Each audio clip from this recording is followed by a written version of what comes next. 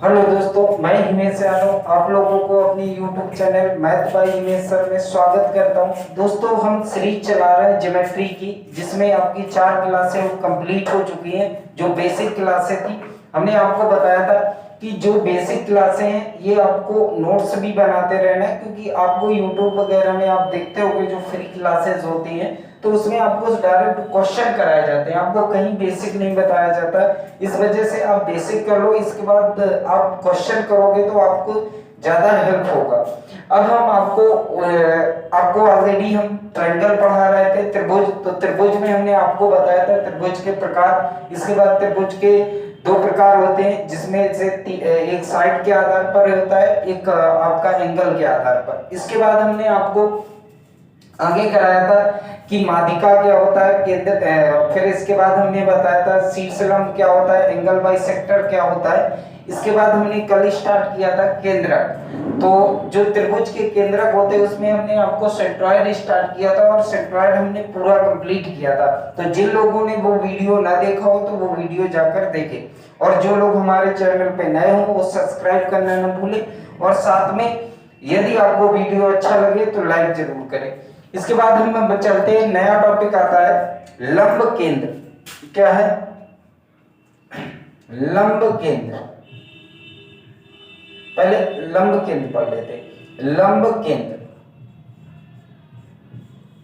Ortho centre. लंब केंद्र क्या होता है? तो किसी भी त्रिभुज, आगे हम डिफिनीशन, केंद्रक जिनका ना पढ़ा हो तो केंद्रक पढ़ लेना।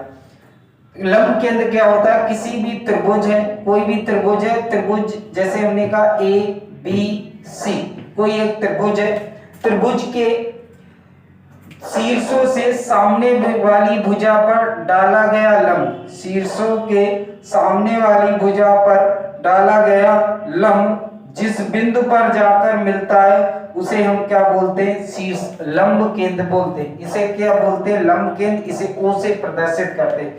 तो लंब केंद्र की परिभाषा क्या हुई? जब किसी भी त्रिभुज के शीर्ष लंब जिस बिंदु पर जाकर मिलते हैं उसे हम क्या कहते हैं? लंब केंद्र कहते हैं।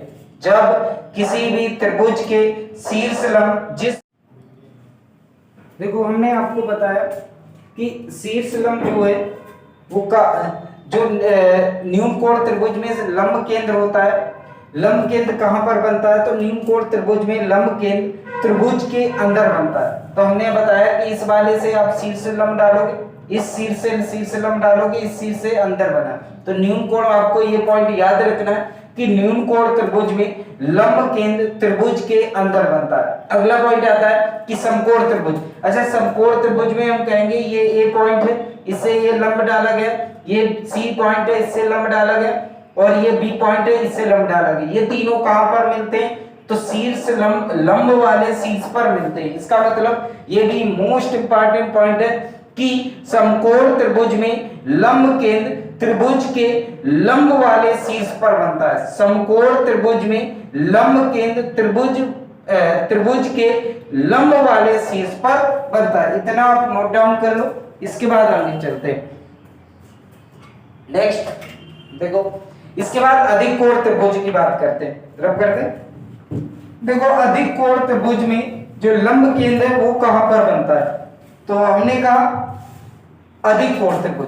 देखो, अधिक कोण त्रिभुज क्या होता है? पहले तो त्रिभुज पता होना चाहिए। तो वही हम कह रहे हैं कि जिन लोगों की यदि क्लास, पुरानी क्लास आपका ट्रायंगल, एंगल आपका जिनका ना पढ़ा हो तो वो जाकर पढ़े। तो हमने अधिक कोण त्रिभुज बताया था कि ऐसा त्रिभुज जिसका मान थीटा का मान, एक एंगल का मान 90 से बड़ा हो लेकिन 180 अंश से क्या होना चाहिए? छोटा होना चाहिए, उसे हम बोलते हैं अधिक कोण। अच्छा, अधिक कोण त्रिभुज में हम लंब केंद्र बना रहे हैं। एक सेकंड रुको, वीडियो बंद ऑफ तो नहीं, ठीक है। तो हमने कहा कि आप देखो, हमने कहा यदि इस लाइन को आप आगे बढ़ाओगे, क्योंकि यहां से आप लंब तो डाल नहीं सकते हो, लंब डालोगे तो यही तो लंब पड़ेगा।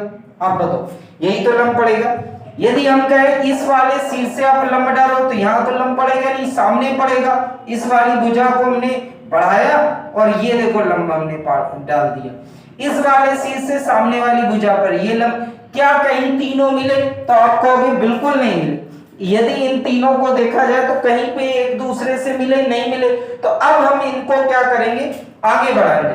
तो यदि इस वाली लाइन को आगे बढ़ाते, इस वाली लाइन को भी आगे बढ़ाते और इसको भी आगे बढ़ाते, ये तीनों कहां पर मिले, ये मिले, तो इसका मतलब है कि ये पॉइंट जो हो गया वो हो गया, क्योंकि है तो ये शीर्ष लंबी, देखो ये भी लंब है, ये भी लंब है, ये भी लंब, तो ये है तो शीर्ष लंब, इसका मतलब यहीं पे आकर मिले। तो ये क्वेश्चन आता है कि अधिक कोण त्रिभुज में लंब केंद्र कहां पर बनता है, तो आप कहोगे अधिक कोण त्रिभुज में लंब केंद्र अधिक कोण के पीछे बनता है। ये क्वेश्चन एसएससी में 3 से 4 बार सीजीएल में आ चुका है, 3 से 4 बार कि अधिक कोण त्रिभुज में जो लंब केंद्र है वो कहां पर बनता है, तो जो लंब केंद्र है अधिक कोण के पीछे बनता है। तो लिख लो कि अधिक कोण त्रिभुज में लंब केंद्र अधिक कोण के पीछे बनता है। तो ये पॉइंट आपको मोस्ट इंपॉर्टेंट पॉइंट है, ये आपको याद रखना है, 2-3 बार सीजीएल में आ चुका है ये क्वेश्चन, ठीक है, तो इतना आपको याद रखना है। अब ये आपका लंब केंद्र में हमने आपको बताया कि लंब केंद्र क्या होता है, तो किसी भी त्रिभुज के शीर्ष बिंदु जिस बिंदु पर आकर मिलते हैं उसे हम क्या कहते हैं, लंब केंद्र कहते हैं। लंब केंद्र में न्यून कोण बताया, न्यून कोण त्रिभुज में लंब केंद्र जो होता है वो हमेशा त्रिभुज के अंदर बनता है, वो हमेशा त्रिभुज के अंदर बनता है। अगला पॉइंट बताया समकोण त्रिभुज में लंब केंद्र जो है, समकोण त्रिभुज में लंब केंद्र लंब वाले शीर्ष पर बनता है। अधिक कोण त्रिभुज में बताया कि अधिक कोण त्रिभुज में लंब केंद्र अधिक कोण के पीछे बनता है। अब इसके बाद चलते हैं अंतः केंद्र, most important for SSC UP police में भी यहां से क्वेश्चन आपको देखने को मिलते हैं या अदर एग्जाम में आपको।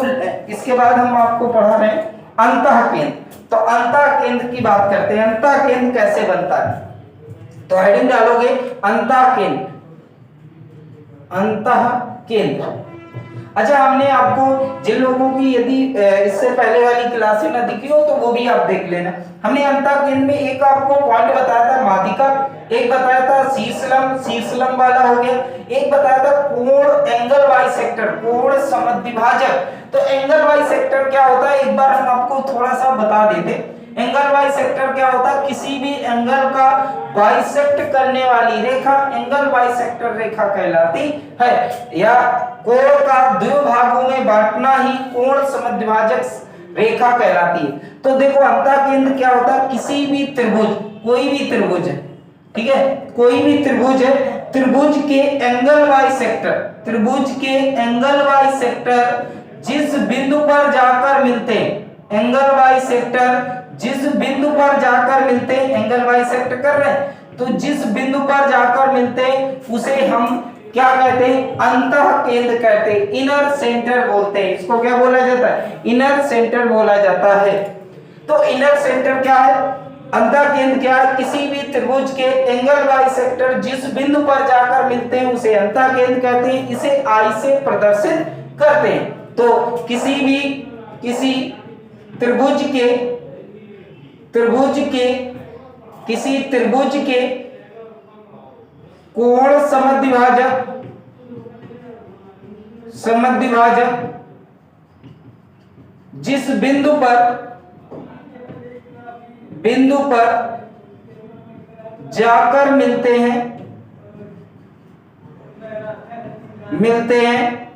उसे अंतः केंद्र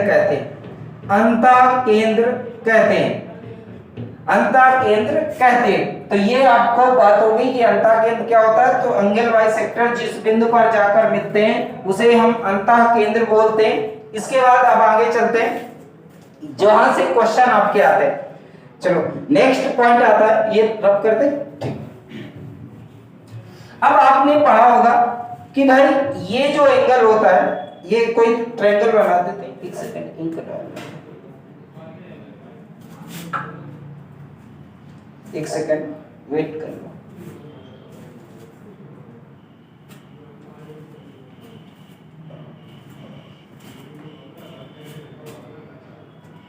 देखो हमने कहा आपने एक कोई त्रिभुज है, ठीक है, कोई त्रिभुज है, ये त्रिभुज हो गया। त्रिभुज में आपने ये देखा होगा कि ये एंगल आपको कोई ए है, ये बी है, ये सी है, यहाँ पे एंगल बाइसेक्टर जाकर मिलते हैं, तो आपसे ये जैसे आई पर आकर मिले या सिर्फ आई लिख दिया और ये ऐसे बना दिया आपका ये एंगल बाइसेक्टर है, ये क्या है एंगल बाइसेक्टर, तो ये थीटा की वैल्यू बता दो।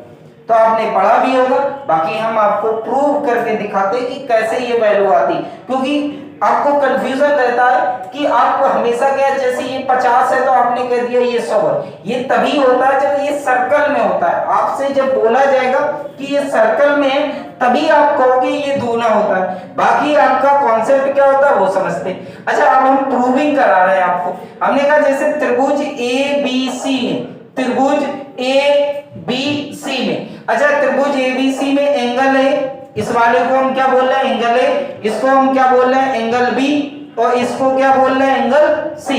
इनका सम कितना है 180, इनका सम कितना है 180। अब देखो हम त्रिभुज नेक्स्ट देख रहे हैं, त्रिभुज बी आई सी में, त्रिभुज बी आई सी में, तो त्रिभुज बी आई सी में ये वाला एंगल कितना, जैसे ये पूरा बी है तो ये b/2, ये भी तो b/2 हो जाएगा, ये पूरा c है क्योंकि बाइसेक्ट कर रहे हैं तो ये c/2, ये भी c/2।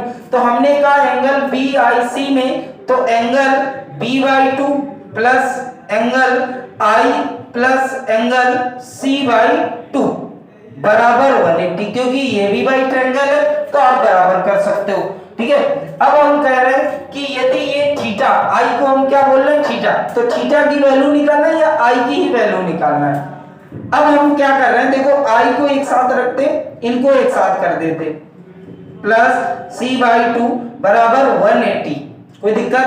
अब हमने कहा ये इक्वेशन, ये जो फर्स्ट है इक्वेशन, फर्स्ट इक्वेशन में हम क्या कर रहे हैं कि इसमें 2 का डिवाइड कर रहे हैं, तो angle a/2 plus angle b/2 plus angle c/2 बराबर 90, 180 में 2 का भाग दिया 90 आ गया।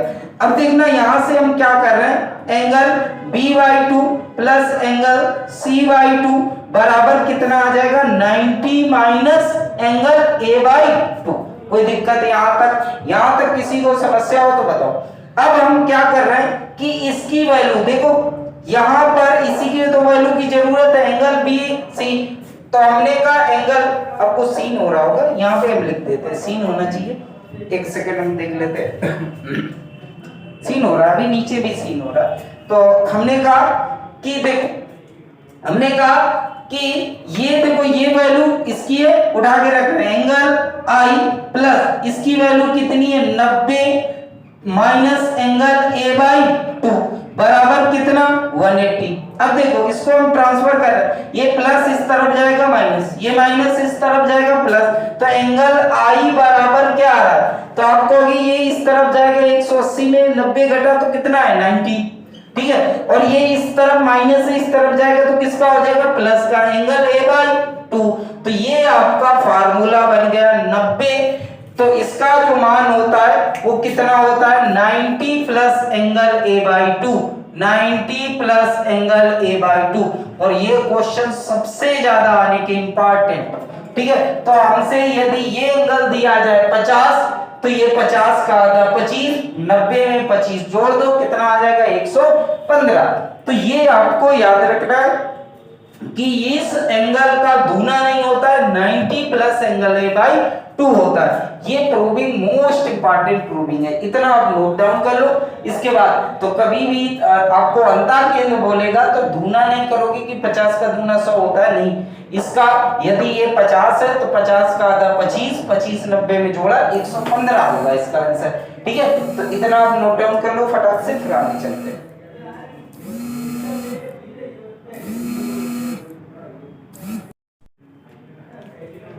ये नोट डाउन कर लो इतना, इसके बाद आगे चलते हैं। और सबसे ज्यादा एसएससी में यहां से क्वेश्चन आते हैं, और आप अदर भी एग्जाम कोई दोगे वनडे एग्जाम तो उसमें भी आपको क्वेश्चन देखने को मिलते हैं। ये आपका अंतःकेंद्र हो गया। कल हमने केंद्रक कराया था, आज आपका अंतःकेंद्र और लंबकेंद्र, दो आपके पॉइंट हो गए। अभी भी इसमें एक दो पॉइंट और रह गए, वो आपको कल की क्लास में कराएंगे, क्योंकि थोड़ा इशू है, क्लास अभी ओवर होने वाली। ठीक है, तो इसके बाद नेक्स्ट क्लास में कराएंगे। तो जितना हमने बेसिक कराया इतना आपको साथ में साथ नोट करते रहना और नोट्स बनाते रहना, क्योंकि समस्या क्या है कि आप YouTube वगैरह या कहीं पढ़ते हो तो आपको समस्या यही आती है कि आपको बेसिक नॉलेज नहीं, और बेसिक नॉलेज हो जाएगी तो अब आपको आगे जब कोई क्वेश्चन, कोई टीचर अदर हमने बताया क्वेश्चन या अदर कोई टीचर आपको क्वेश्चन बता रहा है तो आपको समझ में आएगा कि हाँ ये चीज ऐसा, अच्छा टीचर को तो पता ही है कि ये इतना है, ये ऐसे करके आ जाएगा, अब आपको ये तो पता होना चाहिए ये क्या चीज है। तो इसी वजह से आपको बेसिक आना कंपलसरी, तो नोट्स प्रॉपर वे में बनाओ, और एक बार आपके पूरे नोट्स बन गए तो दोबारा कभी ज्योमेट्री पढ़ने की जरूरत नहीं पड़ेगी। और अब जो लोग भी हमारे चैनल पे नए हो तो वो सब्सक्राइब कर ले, तथा यदि आपको अच्छा वीडियो लगा है तो लाइक करना ना भूले, साथ में अपने दोस्तों को भी शेयर करें। और इसके बाद एसएससी की जो नेक्स्ट क्लास होगी, एसएससी की नेक्स्ट क्लास में आपको हम केंद्रक के बाद आगे कराएंगे। ठीक है, तो जय हिंद, जय भारत।